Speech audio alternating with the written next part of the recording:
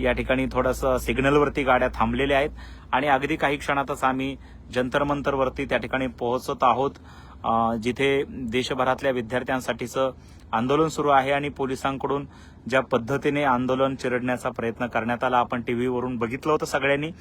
आणि त्यानंतर संघर्षयोद्धे मनोजदादा जरांगे पाटील हे महाराष्ट्रात थांबू शकले नाहीत, कारण ते सगळं बघून अस्वस्थ झाले आणि ह्या देशातल्या विद्यार्थ्यांसाठी आपण आलं पाहिजे, त्यांना खंबीर पाठिंबा दिला पाहिजे आणि महाराष्ट्र या विद्यार्थ्यांच्या सोबत आहे हाच मेसेज घेऊन संघर्षयोद्धे मनोजदादा जरांगे पाटील दिल्लीमध्ये पोहोचलेले आहेत।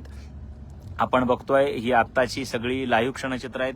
आपण थेट माननीय दादांची गाडी या ठिकाणी फॉलो करत आहोत आणि गाडीवरती लिहिलंय मेंबर ऑफ पार्लमेंट, अर्थातच बीड जिल्ह्याचे खासदार बजरंग बाप्पा सोनवणे साहेब यांची ती गाडी आहे आणि सगळी आमची मराठा सेवकांची टीम या ठिकाणी दाखल झालेली आहे दादांच्या सोबत।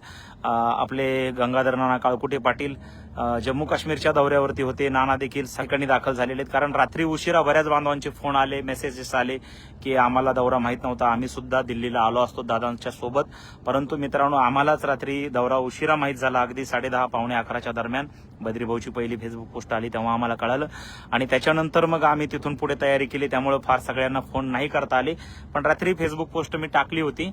आणि आपण बघतोय दिल्लीचे हे रस्ते आहेत आणि सगळं या ठिकाणी थोडंसं ट्रॅफिक आहे, सकाळची वेळ आहे, त्यामुळं पोहोचायला थोडासा उशीर आम्हाला निश्चितपणे होतोय, परंतु या ठिकाणी दादांची गाडी मी आपल्याला फॉलो